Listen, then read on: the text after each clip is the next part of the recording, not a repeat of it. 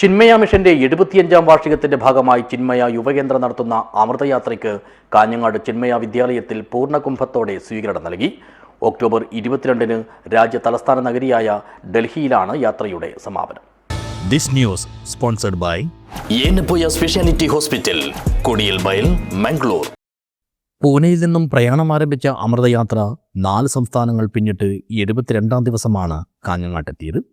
ചിന്മയാനന്ദ സ്വാമിയുടെ ദർശനങ്ങൾ പ്രചരിപ്പിക്കുക, യുവാക്കളിൽ ആത്മീയത പകർന്നു നൽകുക, ഭഗവത്ഗീതയിലെ 5 ശ്ലോകങ്ങൾക്ക് പ്രചാരം നൽകുക എന്നിവയാണ് അമൃതയാത്രയുടെ ലക്ഷ്യം. ചിന്മയ മിഷന്റെ 75-ാം വാർഷികത്തിന്റെ ഭാഗമായി ചിന്മയ യുവകേന്ദ്രയുടെ നേതൃത്വത്തിൽ നടത്തുന്ന അമൃതയാത്രയ്ക്ക് പൂർണ്ണ കുംഭത്തോടെയാണ് കാഞ്ഞങ്ങാട്ടെ ചിന്മയ വിദ്യാലയത്തിൽ സ്വീകരണം നൽകിയത്.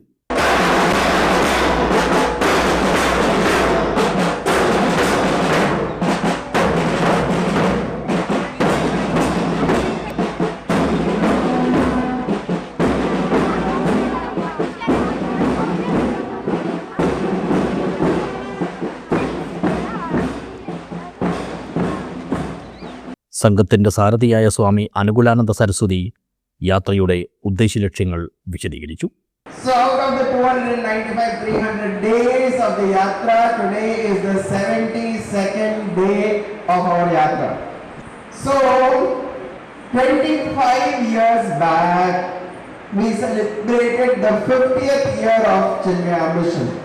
So that was in Andheri Sports Complex in Bombay.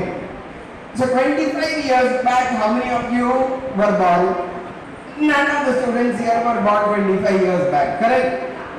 Same way, no other batch had the privilege of sitting here and receiving Pujya Gurudev Chinmaya Amrit Yatra. It is only all of you who had this wonderful opportunity to receive the Chinmaya Amrit Yatra.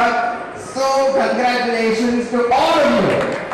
Kanhangad Chinmaya മിഷനിലെ ആചാര്യൻ സ്വാമി വിശ്വാനന്ദ സരസ്വതി, പൊയ്നാച്ചിയിലെ കേന്ദ്രമാചാര്യൻ Swami Tatwananda Saraswati, Sudheer Chaitanya, Tharini Chaitanya, Disha Chaitanya, mission ഭാരവാഹികളായ M Sreekantan Nair, BR Shenoy, school principal C Chandran, P Shaima, Sumana Arun എന്നിവർ സംസാരിച്ചു. സ്വീകരണത്തിന്റെ ഭാഗമായി അഷ്ടോത്തര നാമാർച്ചന, ആരതി, ഗുരുപാദുക സ്തോത്രം അവലംബിച്ചുള്ള വിദ്യാർത്ഥികളുടെ നൃത്തശില്പം, ഭഗവത്ഗീതയുടെയും ഹനുമാൻ ചാലീസയുടെയും പാരായണം, ചിന്മയാനന്ദ സ്വാമി ഉപയോഗിച്ച വസ്തുക്കളുടെ പ്രദർശനം എന്നിവയും നടന്നു. വിവിധ സംസ്ഥാനങ്ങളിലെ പര്യടനം പൂർത്തിയാക്കി ഒക്ടോബർ 22-ന് രാജ്യ തലസ്ഥാന നഗരിയായ ഡൽഹിയിൽ അമൃതയാത്ര സമാപിക്കും. News bureau, Kanhangad.